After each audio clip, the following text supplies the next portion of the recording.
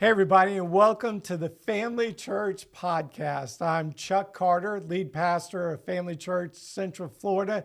So glad you joined us again for this podcast. I think it's podcast number 8. And there are people told us we'd never get past number 3. So I'm excited about that. I'm excited about that. I'm joined always by... I'm Filipe Mendes, your online pastor here at Family Church. And for today's podcast, we have a special guest, Chris Roberts. He's our Oakland community pastor, but also the sports ministry leader in our church. So we're going to hear from Chris this amazing, exciting topic, how church can use sports to thrive in ministry. Hey, everybody. Like Felipe said, we have Chris Roberts with us. Chris, I've known you about 10, 11 years. Knew you when you were a single man, went to your wedding. Yep. And you've served on staff how long now? This is my 8th year. 8th year on crazy. staff. Yep. And so tell us a little bit about your family, how you got on staff. Tell us your story for just a minute. Yeah, a story that I never would have, thought. Met my wife, Catherine, who she's been going here, I think, since she was born. Yes. So 32 years. I didn't say her age, okay? So she didn't hear that. But yeah, 32 years, and met her at Chick-fil-A.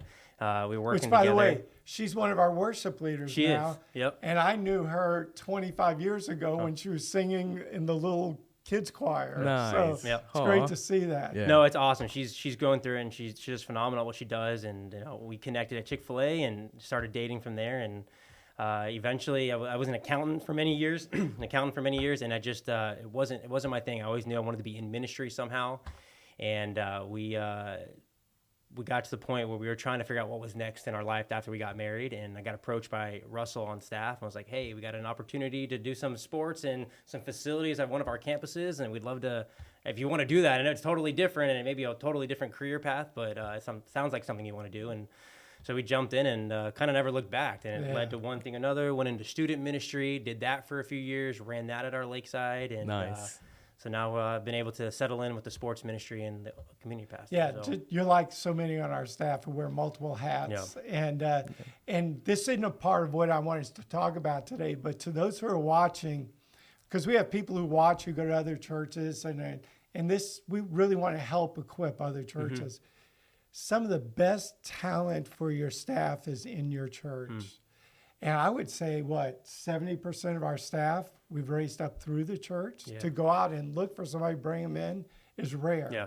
Most of the people on our staff, your wife being an example of that, was raised up through the church. Look, the reason I wanted to interview you today for several reasons, but one is we want to help to equip churches. And what we've discovered post-pandemic is that people aren't just walking into church anymore, right? If you're just sitting there doing service and expecting the community to walk in, it's not going to happen. No, right. So we have to bring the church to the community in different ways and engage the community and build relationships outside of the four walls of the church with the hope of then bringing them to church. In fact, that's what Felipe does with the online ministry. Exactly.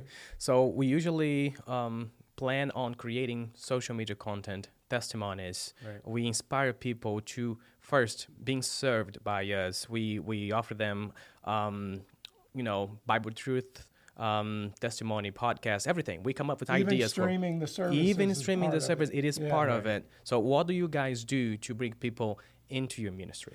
Yeah, so we offer, several sports from soccer to basketball to football. And so what we're trying to do is we've realized that we live in a world where sports and rec are crazy. You've got two fields that we live in. We have very competitive, and then we have recreational. There's no real middle ground, right? And so being able to find your niche and what that is and where you fit in, and we realized we're not going to be very competitive, right? So what we do is getting people on those fields, getting families on there is the best way to get them to the front door, because we have families that have never been connected to a church or they've had bad experiences and they don't want to trust a church. But we get them on a field because their kid wants to play a sport. They're going to put them in an activity. Then we can get positive influences around them, from parents to coaches to other kids. And then they start saying, okay, maybe there's something different from what I experienced, right? And so now they're connected in a different way. They have a relational experience with those people on the field rather than just a relational experience with, a church at another state or another place that they've had problems with. So that allows that connection to be different. So Chris, we Yeah. use Upwards a lot. Yeah. And so give us an idea of how many kids are in each sport and what's the percentage of churched and unchurched, and Yeah. how do you connect with them? What's the goal? Yeah, so our goal is you got to find that thing that you want to be a part of, right? And our goal isn't to be crazy competitive. We want to reach the individual, the kids, the families. And so our sports right now, we average about 300 in each league.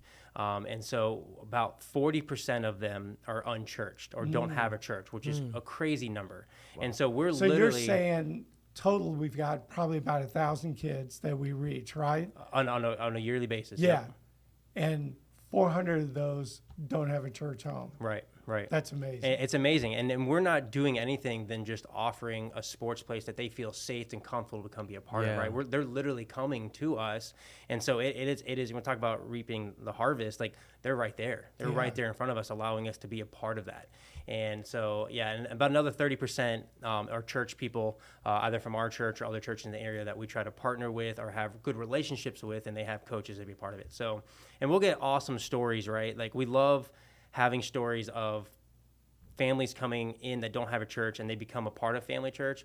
But we get stories as well that it's like, hey, my son came in and now he's saved and he got baptized at another church down the street, right? But we hear those stories that it's not just about us, right? Yeah, it's about kingdom. Exactly. It's the kingdom mindset and connecting with other So how does churches. that happen? What's the role of the coach in all of that? Yeah, the coach, and we have a coach meeting before every season, and we sit down, and I wish I could record it, but I get very intense with them because I put it very straightforward, like here's what's expected from you guys, right? And the coaching role is so important because you are laying the expectation that it's beyond the score, and it really is. And I know that it's hard to say because everyone likes to win. I'm a winner. I like to win. I don't like to lose, right? That is not fun for me. I'm a Miami fan, so I'm kind of used to the losing part. I know. We're coming up, okay? It's going to happen this year. But the whole point in all that is their role is to develop the individual, right? Sure, they can become good at new soccer skills or, throwing the football better. That's great. But the goal is how do they reach them at a moral character basis level? How do they be able to talk into their lives that one day they look back and go, oh, yeah, I became a better athlete. It's like, no, I became a better person because that man poured into my life better, right? That's awesome. So the coaches do devotions with them, and those are at every practice and every game? Yeah, every practice, they'll break off about halfway through the practice. You got a 1 hour practice a week, you got 1 hour game a week, and so it's very family friendly, and that's the point, right? It's to be able to keep the family unit together because if you haven't seen already now, the culture is crazy with overpopulating your schedule. Yeah. It's absolutely crazy. You'll get parents that have something every single day for their kid, and they're just trying to fit in dinner together, right? Our goal is to make sure, hey, you got 1 hour practice, 1 hour game, go spend time with your family, right? And so the devotionals help that. Yeah, so we're engaging the community, and you're seeing 40% of the people come who don't have any church background at all. Right. I'll guarantee you, no churches are filled with 40% unchurched people. People walking in for the first time. Mm-hmm. You have coaches who love the Lord and are doing it with the understanding this is their ministry. Right. And they're not only building into the skills of each one of these sports to these kids, right, but even more importantly, they're building into the soul of these kids and sharing Christ. And we talk, morality and ethics and what it means to be a good person. Exactly. I really like that. So, Chris, you have mentioned 3 major sports throughout this conversation. What else does the ministry do?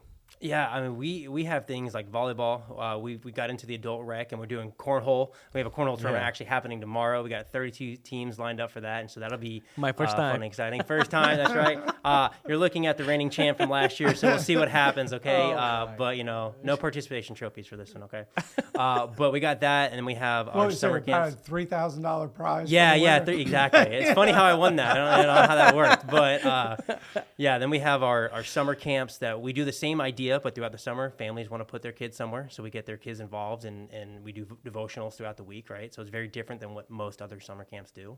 And then we have things like Frisbee for the young adult ministry, and so we're trying to expand are reaching that, right? It's not Nice. just about, we go up to 8th grade and upward, and then we want to go beyond that, right? There's a lot of high schoolers. We have one high school here that's 5,000 high schoolers in it, and how many of them make the sports league? Yeah. Maybe 2%, right? What do the other 98% who want to play sports do? So we're trying to find a way to get them involved as well. So. Cool. You just kind of, mentioned it really quickly, but your summer camps are amazing. Talk a little bit Thank you. about those. Yeah, that comes down to our leaders as well. We take a lot of our leaders from the church, that we grow them. Like we don't go pick them from the outside or get random kids. It's young adults or high schoolers that have come through our ministry that we know we have good relationships with. They have good relationship with the Lord, and then they're able to come back and feed back into these kids, right? So, and then we have more that are up and coming that come from the sports ministry because they've grown through it as well. And then they come back and feed into the kids. But yeah, we have soccer camps, we have football camps, we have all sports, basketball, whatever you want throughout the year or throughout the summer.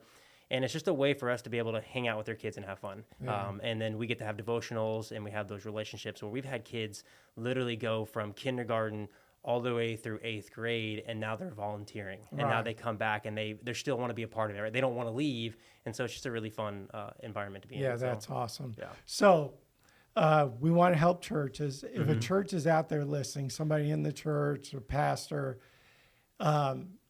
and they think, man, this might be good for my church. Yeah. How would you get a sports ministry started in your Yeah. church? Yeah, the first thing is to find the right program, what works for you, right? It may be upward, it could be something else, it could be something internally that you do, right? I say there's one step before that. Find the person with the passion. Right. Now you Right. find that person, and that is key. Like, and my personality is I love sports, right? So Yeah. that was kind of where it kicked off at first, but then I also love people. You're in ministry. There are conversations, things that you're going to wish or you never thought you'd ever have, but they're God moments. And I've had it with coaches and parents and kids throughout seasons, but it takes the right person to be able to navigate that and put it in the right direction, right? And then you have to care about sports. You have to have the knowledge and care that there is the competitiveness behind that, right? But being able to find that person is key. And then being able to them to grow, and then find people below them that they're willing to grow into as well, because it's a team thing. It's not a one person job for sure. Which, by the way, for the normative size church, it's going to be a volunteer. You're not going to be able to. Right. And secondly, you may need to partner with other churches. Right. Because one church alone couldn't field a football team or That's a true. soccer team, right? Yeah, this is one of my questions. Like, Yeah. we have in our church a nice facility. So we Yep. have the fields at Lakeside, and we have the gym in Windermere. Yep. So what would you say to the church that doesn't have the facilities like we do? Yeah, we're extremely blessed. And 10 years ago, 12 years ago, we got the fields at Lakeside that have been a game changer for what we've done. But before even I came on board, Dean Miller was running it, and they used to rent fields from the county, right? And that he was out there every week, lining fields, getting it measured out, doing it at another facility because he knew what this would mean for the community, right? So find fields. Their fields are out there.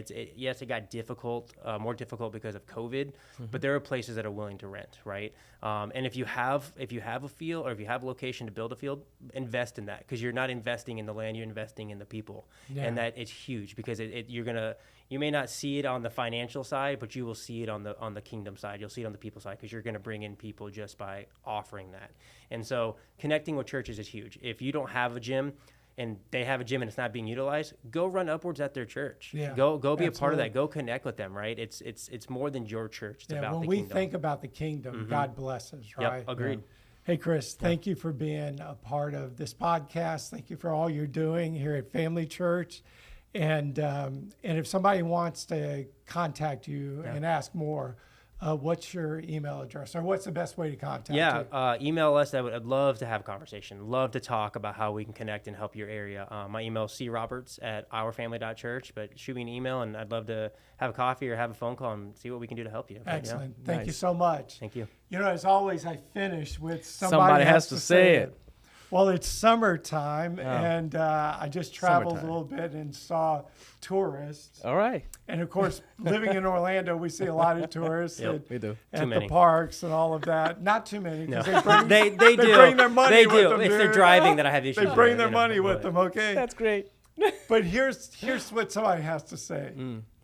If you're an old man and you decide you're going to wear shorts that day, Okay. please don't put on dress shoes and dress socks. Well, that's basic. Yeah. right? Great. It's great. Such a terrible look. That's Come great. on. So, do we have permission? More class Oh, yeah. Do we have than that. permission if we see you wearing it? We Oh, can say absolutely. something. We're gonna Okay, call good. you out on And that then one. there's the guy where the belt is closer to the shoulders than it is to the true, hips, it's right?